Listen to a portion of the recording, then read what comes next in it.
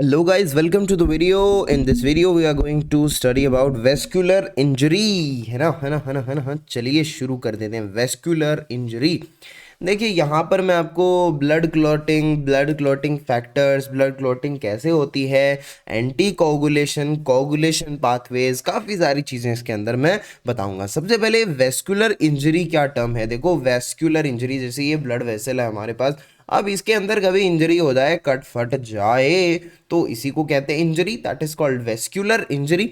ठीक है, अब जब भी वेस्कुलर इंजरी होती है तो सबसे पहले आ जाती है प्लेटलेट्स। अरे आजा आजा मैं हूं प्यार तेरा, तो सबसे पहले आती हैं प्लेटलेट्स। और प्लेटलेट्स क्या करती हैं? प्लेटलेट्स रिलीज करती हैं सेरोटोनिन। सेरोटोनिन क्या होता है? Serotonin is a vasoconstrictor. तो क्या होता है सेरोटोनिन? वेसोकॉन्स्ट्रिक्टर होता है। तो ये क्या करता है? कॉन्स्ट्रिक्शन कर देता है वेसल्स का। This lead to decrease in blood loss. Blood loss में कमी हो जाएगी क्योंकि वेसोकॉन्स्ट्रिक्शन हो जाएगा बिकॉज ऑफ सेरोटोनिन। और सेरोटोनिन कौन रिलीज कर रही है? प्लेटलेट। दूसरे नंबर पे हमारे पास होते हैं क्लॉटिंग फैक्टर्स। क्लॉटिंग फैक्टर्स क्या करेंगे? इंजरी की जगह पर क्लॉट का फॉर्मेशन करेंगे, कोगुलेशन करेंगे, जिसकी वजह से फिर ब्लड लॉस डिक्रीज हो जाएगा। समझ गए हो मेरी बात को? अब ये जो क्लॉटिंग फैक्टर्स होते हैं, इन केस ऑफ इंजरी ये एक्टिवेट होते हैं। अच्छा, सिर्फ इंजरी के केस में एक्टिवेट होते हैं? मतलब नॉर्मल कंडीशन में क्लॉटिंग फैक्टर्स इनएक्टिवेटेड फॉर्म में प्रेजेंट होते हैं। So in case of injury the inactivated clotting factors get activated. ठीक है, अब हम लोग कुछ क्लॉटिंग पाथवेज या कोगुलेशन पाथवेज बताऊंगा मैं। तीन हमारे पास ये होते हैं। एक तो इंट्रिंसिक, या फिर जिसको कॉन्टैक्ट एक्टिवेशन पाथवे भी कहते हैं। कॉन्टैक्ट एक्टिवेशन मतलब किसी के कॉन्टैक्ट में आने से एक्टिवेट हो जाने वाले पाथवे। इन विट्रो एक्टिवेशन ये लोग परफॉर्म करते हैं। इन विट्रो एक्टिवेशन यानी बाहर बाहर बाहर, बॉडी के बाहर। फॉर एग्जांपल ग्लास के कॉन्टैक्ट में आए तो एक्टिवेट हो गया ये पाथवे। जैसे टेस्ट ट्यूब में के अंदर ब्लड है और उसमें कोगुलेशन जो है वो एक्टिवेट हो गया। इंट्रिंसिक या कॉन्टैक्ट एक्टिवेशन पाथवे उसमें एक्टिवेट हो गया। हाँ जी। दूसरे नंबर पे एक्सट्रिंसिक या फिर टिश्यू फैक्टर पाथवे, और तीसरे नंबर पे कॉमन पाथवे। तो ये तीन पाथवेज हैं, ये हमें पढ़ने हैं थोड़े थोड़े। उससे पहले मैं आपको क्लॉटिंग फैक्टर्स बता देता हूँ। क्लॉटिंग फैक्टर्स 13 इन नंबर होते हैं। देखो 13 तक हैं। जैसे पहला है फाइब्रिनोजन, दूसरा प्रोथ्रोम्बिन, तीसरा टिश्यू थ्रोम्बोप्लास्टिन, चौथा कैल्शियम, वेरी इंपॉर्टेंट, कैल्शियम बहुत जरूरी होता है। फिफ्थ प्रोएसिलेरिन, सिक्स्थ नहीं होता है, सिक्स्थ पहले था उसको हटा दिया गया। सेवंथ से स्टार्ट करते हैं। Proconvertin, anti haemophilic factor A, anti haemophilic factor B, इसको क्रिसमस फैक्टर कहते हैं। Stuart factor, anti haemophilic factor C, इसको पीटीए भी कहते हैं, प्लाज्मा थ्रोम्बोप्लास्टिन एंटीसेडेंट, इसको हेजमैन फैक्टर कहते हैं। फिर 13 वाला फिब्रिन स्टेबिलाइजिंग फैक्टर, फिब्रिन को स्टेबिलाइज करने वाला फैक्टर। ये 8th वाला काफी इंपॉर्टेंट होता है, एंटी हीमोफिलिक फैक्टर ए। इसकी डेफिशिएंसी जो होती है इट कॉज हीमोफीलिया, पता होगा। हीमोफीलिया के अंदर AHF, एंटी हीमोफिलिक फैक्टर ए की कमी होती है, डेफिशिएंसी होती है। अब क्लोटिंग फैक्टर्स को याद करने के लिए मैंने एक वीडियो बनाया जो इसी प्लेलिस्ट में, कार्डियोवैस्कुलर सिस्टम की प्लेलिस्ट में आपको मिल जाएगा, जिसके अंदर बड़ी अमेजिंग सी ट्रिक है। अगर आप उससे याद कर सकते हो तो कर लेना। मैंने तुझको देखा, तेरी और दिल फेंका, परी तू प्लास्टिक की, कहना मेरे पिए का। तो इस तरीके से कुछ ट्रिक है, देखिए आप जरा।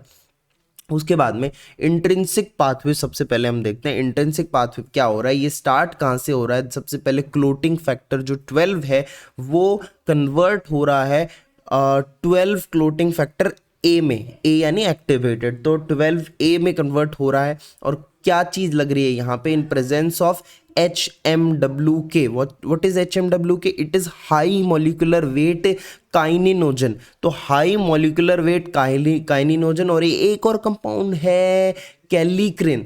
इन दोनों की प्रेजेंस में ये जो 12 है ये 12A में बदल रहा है।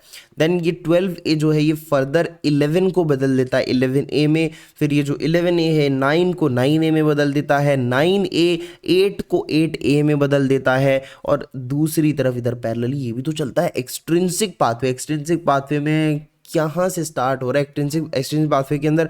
सबसे पहले टिश्यू थ्रोम्बोप्लास्टिन जो है थर्ड वाला, ये रिक्वायर्ड है। ये क्या करता है? ये 7 को 7A में कन्वर्ट करता है, और फिर ये जो 7A है एक्चुअली, और ये जो 8A है, ये दोनों कंक्लूड होते हैं, ये कॉमन पाथवे के अंदर चले जाते हैं फिर, ठीक है, कॉमन पाथवे में ये कन्वर्ज करते हैं।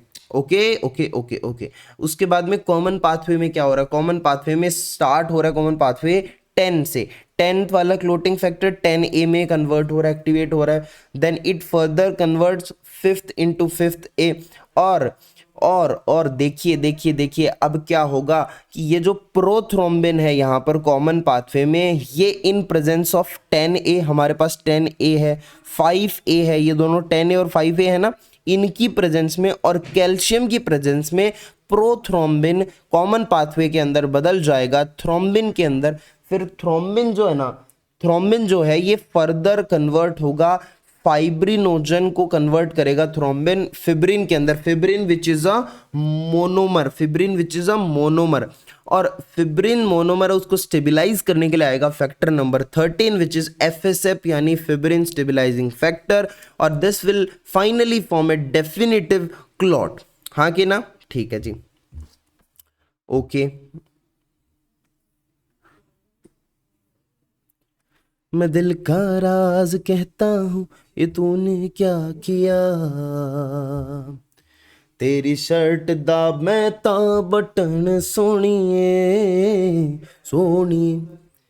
उसके बाद में ये देखिए कॉमन पाथवे होने के बाद अब क्या करेंगे? हम असेसमेंट करेंगे of clotting factors and anti coagulation pathway. सबसे पहले अगर क्लोटिंग फैक्टर्स का असेसमेंट कैसे किया जाता है ये जानना है हमें। असेसमेंट ऑफ क्लोटिंग फैक्टर, सबसे पहले हम करते हैं कुछ टेस्ट इनको असेस करने के लिए। ये है APTT test which is activated partial thromboplastin time.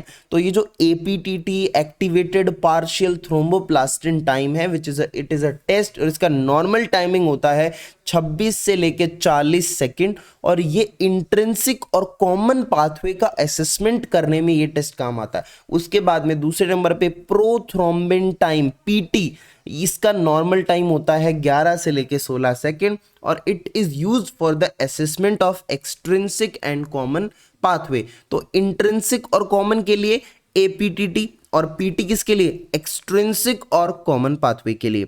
उसके बाद में अच्छा कोगुलेशन हुआ है, क्लोटिंग हुई है, तो अब ज़्यादा कोगुलेशन क्लोटिंग भी अच्छी नहीं है, तो इसके अपोजिट भी एक मैकेनिज्म होती है जिसको हम बोलते हैं एंटी कोगुलेशन। तो उसमें भी कुछ पाथवेज हैं, एंटी कोगुलेटिंग पाथवे, या फिर हम बोल सकते हैं क्लॉट लाइसिस पाथवेज, क्लॉट के तोड़ने वाले पाथवेज, क्लॉट को तोड़ने वाले। तो ये जो एंटी कोगुलेशन पाथवे या फिर क्लॉट लाइसिस पाथवे, इसमें सबसे पहले देखो रोल आता है थ्रोम्बिन का विद थ्रोम्बोड्यूलिन। क्या क्या क्या क्या क्या? थ्रोम्बिन प्लस थ्रोम्बोमोड्यूलिन, ठीक है।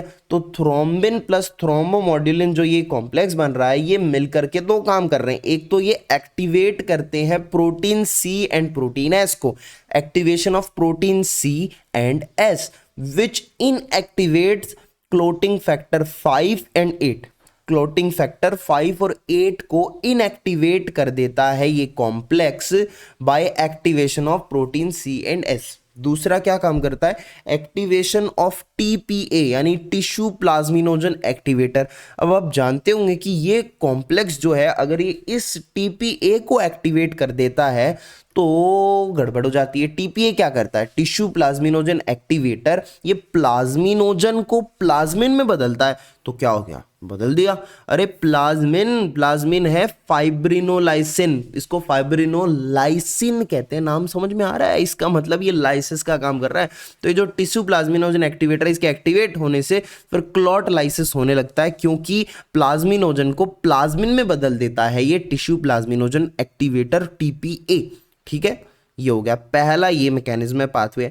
दूसरे नंबर पे antithrombin third with heparin, antithrombin third with heparin inactivates clotting factor 9 10 11 and 12। तो इन चारों क्लोटिंग फैक्टर्स को एंटीथ्रोम्बिन थर्ड प्लस हेपेरिन ये कॉम्प्लेक्स मिलकर इनएक्टिवेट कर देता है। तीसरे नंबर पे हमारे पास है tissue factor pathway inhibitor which is called TFPI, which is famous. TFPI, tissue factor pathway inhibitor. तो ये तीन हमारे पास बेसिक मोटी मोटी मैकेनिज्म है। अब ये भी ऐसा नहीं होना चाहिए कि एंटी कोगुलेशन भी होता रहे, क्लोट लाइसिस होता रहे, ज़्यादा एक्सेस चीज़ तो कोई भी अच्छी नहीं है। तो इसको भी रेगुलेट करना पड़ता है, रेगुलेशन में रखना पड़ता है। तो regulation of anti coagulant pathway, तो इसमें सबसे पहले रोल आता है एंटी प्लाज्मिन का। एक प्लाज्मिन, एंटी प्लाज्मिन। तो एंटी प्लाज्मिन क्या करता है? प्लाज्मिन को इनिबिट कर देता है भाई। प्लाज्मिन विच इज कॉल्ड फाइब्रिनोलाइसिन, जो कि क्लॉट कलाइसिस करता है, अगर इसको इनिबिट कर दिया जाएगा तो फिर एंटी कोगुलेशन भी रुक जाएगा। दूसरे नंबर पे आता है plasminogen activator inhibitor which is PAI। तो प्लाज्मिनोजन एक्टिवेटर जो है उसका इनहिबिशन कर दो, है ना, प्लाज्मिनोजन एक्टिवेटर इनहिबिटर। इससे भी हम एंटी कोगुलेंट पाथवेज को रेगुलेट कर सकते हैं। कुल मिला के बात ये है कि आपको एक और वीडियो देखना है, ये क्लोटिंग फैक्टर्स की ट्रिक वाला, और उसके बाद में ये टॉपिक बड़ा क्लियर हो जाएगा। बड़ा सिंपल है, और भी पढ़ते रहेंगे हम इन चीज़ों के बारे में इधर उधर और वीडियोस के अंदर। कार्डियोवैस्कुलर सिस्टम पूरा नहीं हुआ है, पूरी प्लेलिस्ट आप देखिएगा अच्छे से, ठीक है, आपको पूरा समझ आएगा। तो हम फिर मिलते हैं नेक्स्ट वीडियो में with a new topic. Till then take care, bye bye.